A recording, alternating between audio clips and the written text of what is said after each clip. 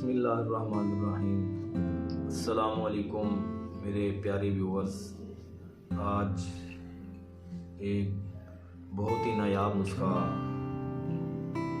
आपके लिए लेके आए हैं।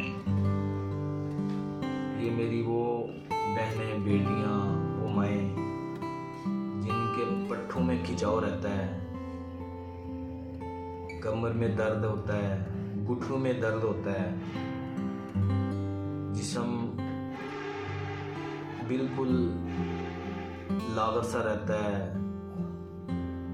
जैसे जिस्म में बिल्कुल जान नहीं है, काम करने को दिल नहीं करता, यहाँ तक के चारपाई से उतरने को भी बंदे का दिल नहीं करता। ये उन बहनों के लिए बहुत ही नायाब नुस्खा है। ये बादाम है और ये किशमिश है। आपने 20 से 25 गिरियां लेनी है बादाम की,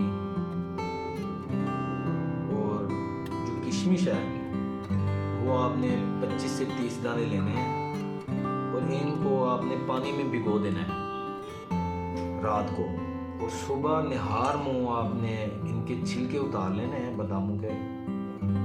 बादाम और किशमिश मिला के अच्छी तरह चबा के खानी है।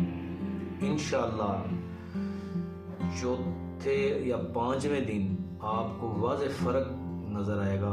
आपको अपने पट्ठों के अंदर ताकत नज़र आएगी। आप काम करने को आपका दिल करेगा इंशाअल्लाह।